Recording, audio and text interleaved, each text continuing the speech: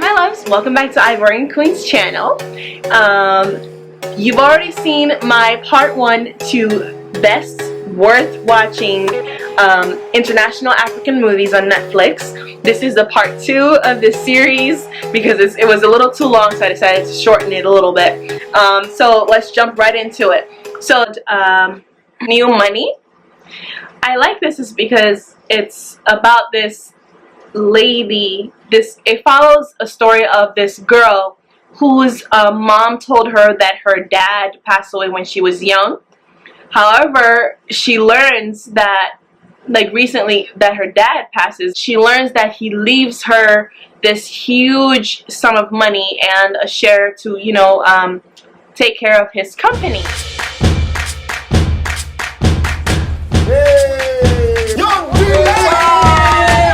If my mother sees you, uncle, what are you doing here? Didn't I tell you not to come here again? Get out. Get out now!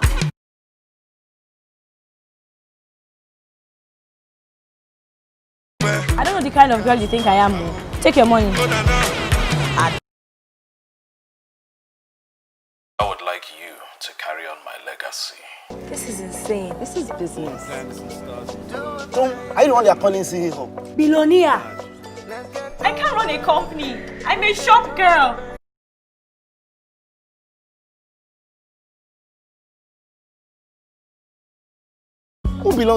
Who have this car? It's mine. Autobiography, latest model. Bad guys. Soft work.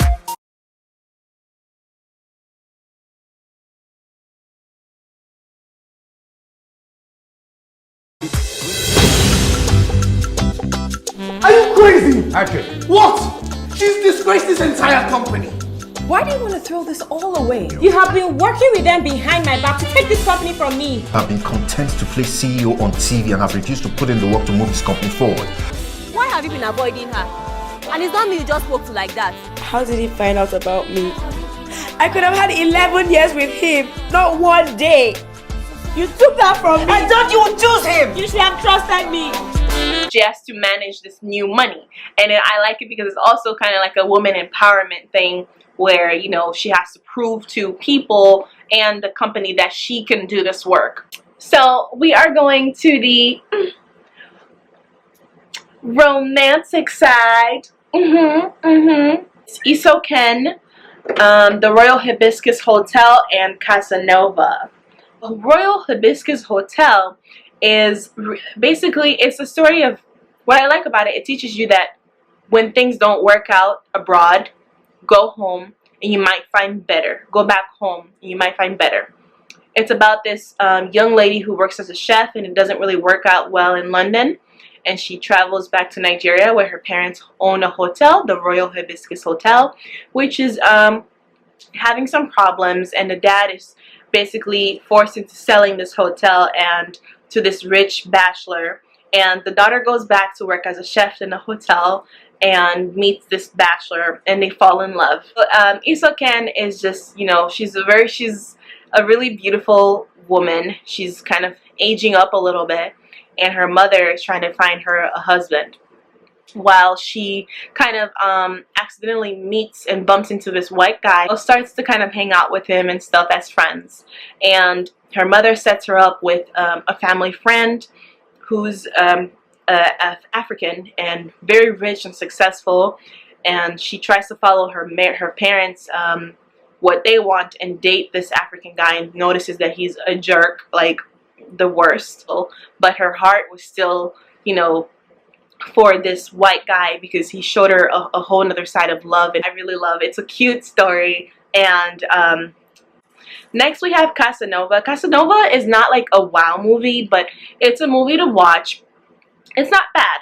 It's basically about this old guy who lost his wife. He's not old, but he's like, you know, a dad. He's lost his wife, and he's like a player. Basically, his way with women are just, you know, to just get with them and whatever, move on to the next. And then we also have another mother on the other side who's a music teacher who's who her husband also passed away, and she's very, you know, dead inside is what I can say. You know, hate each other at the beginning. They eventually end up falling in love. It's Elevator Baby. Yeah, the name tells you what it is pretty much, but it's honestly life teaching. So it's about this you know, young, good-looking guy, and his real name in life is Timony. He's just so fine, y'all. Anyways, so this young-looking bachelor who's basically mistreats his mother, and his mom married like this doctor, and he doesn't like this stepdad, I guess. Fast forward, he, you know, comes to this building, and there's this local lady as well who's pregnant, who comes to this building, and they both enter this elevator. It broke down. She's in labor, so he has to deliver this baby, and he has no idea what to do, like calling all these people to help him out and all that stuff, but nobody's picking up his calls because he's a jerk. The guy, the stepdad that he ends up really hating, is the one who comes to his aid at the end. Throughout, he learns that mothers really go through a lot. The way he treated his mom in the beginning. The next ones, guys, I cried. I cried in these movies. Like, it was so eye-opening, and just like, I really cried, y'all. So it's Adu, Azali, and Anchor Baby. Hey, good. Let's start with Adu. Adu is a movie about this young boy. It's actually it's filmed in Cameroon, and it's also filmed in parts of Spain and Morocco. The whole story is basically based on this one kid, Adu, and there's these other two characters as well. They kind of eventually tied together, but Adu is this maybe 9-year-old, 10-year-old kid. He and his sister notice poachers in the jungle of Cameroon killing an elephant for the tusks, and they run away. They left their this bike in the jungle. They run away, go home, and those poachers eventually found them. They had to escape in the night, find themselves in the city, where they go meet their aunt, who smuggles them into a plane. So Adu finds himself in Senegal, and he meets Massar, a 17-year-old boy from Somalia.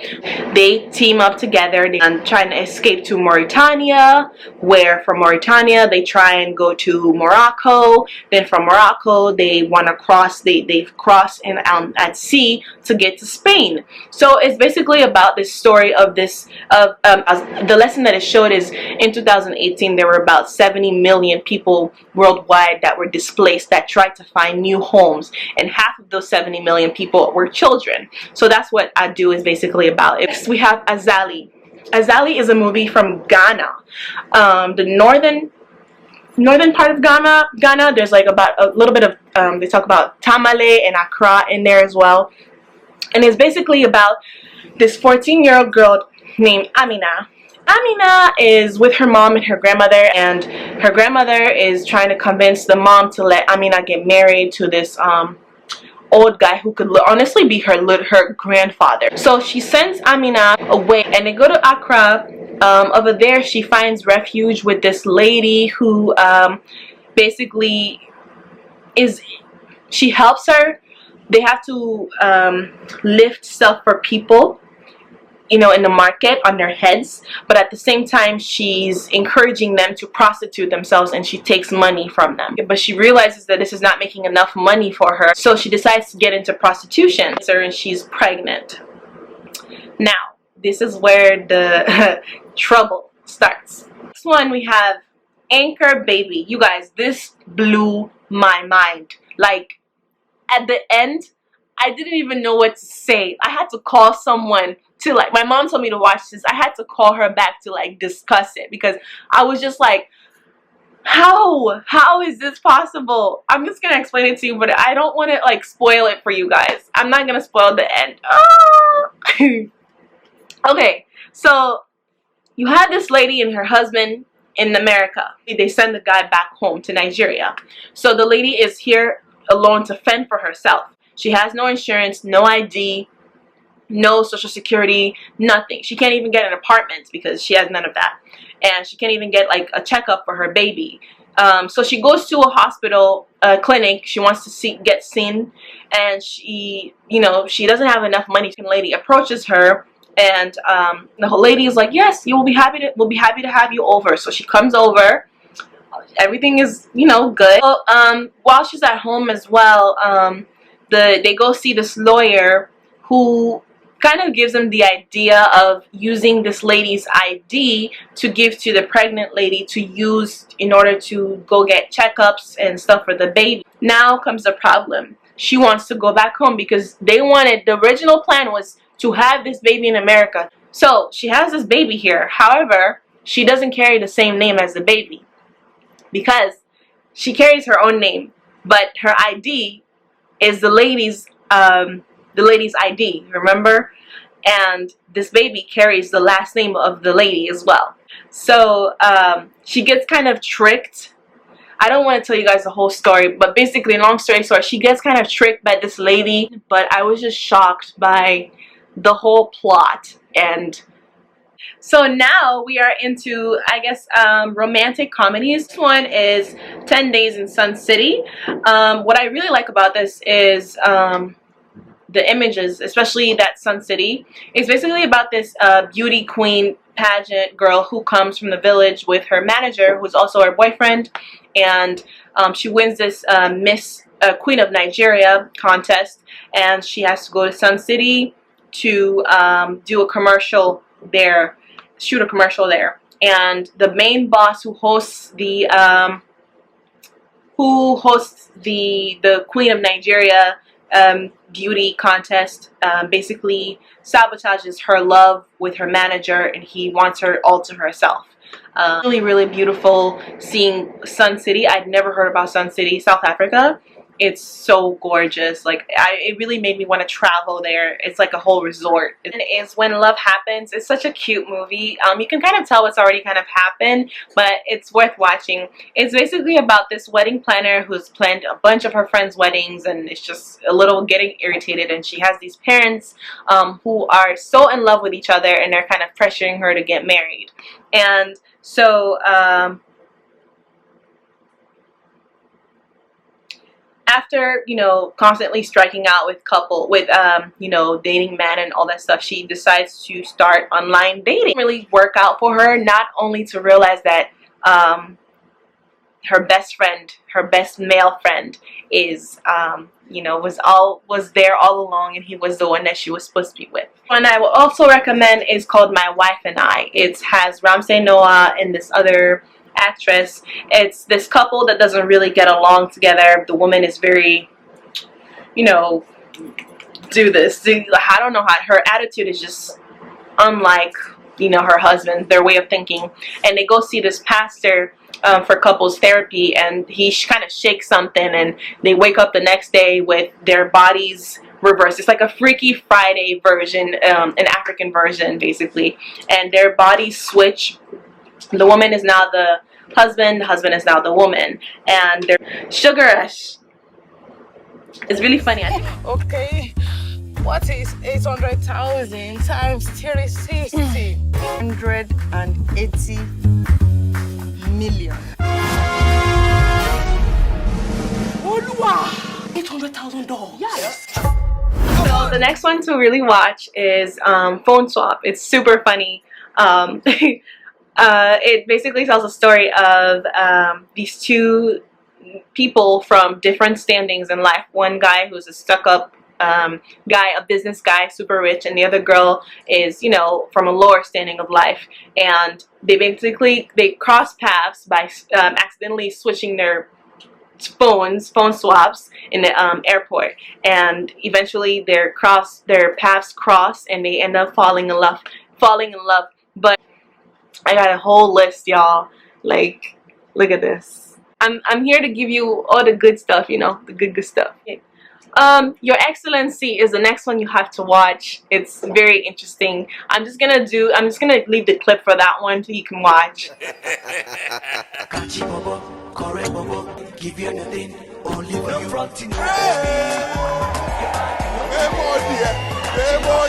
If you become the president, you gotta talk to. I'll just be dashing money up and down. You know, which money are you dancing? Government money.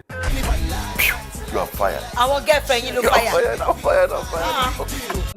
So, what I like about Your Excellency, the guy, he's running for presidency this is the 4th time, and he loves Donald Trump. Wives on strike. Wives on strike, y'all.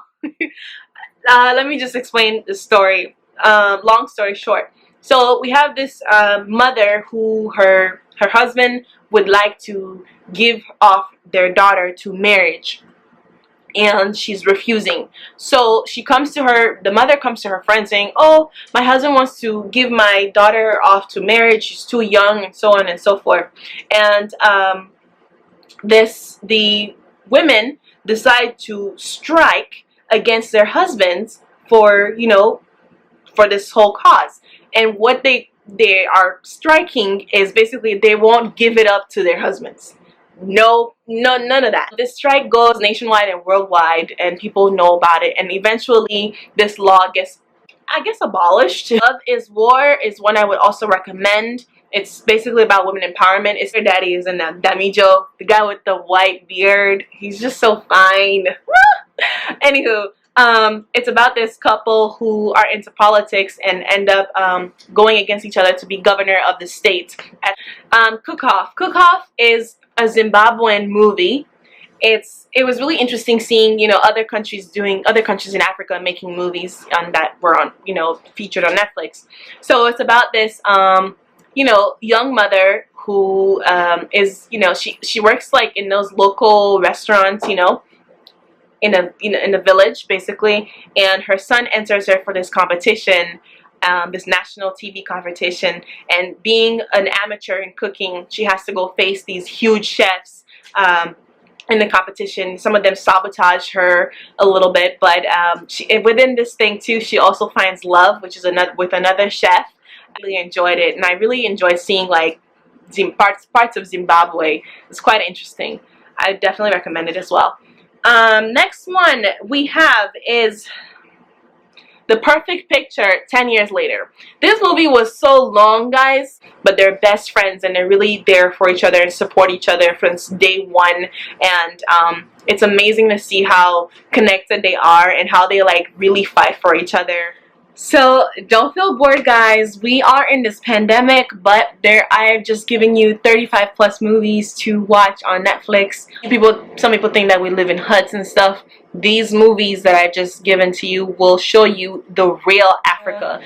Make sure to like, comment, and subscribe, and let us get to that 250 subscribers by the end of this month, hopefully. And just see you guys in my next video. Hope you enjoyed it. Bye. Bisous. What can I say? I need more than desire, more than just a pretty face. So girl, you better walk away. Oh yeah.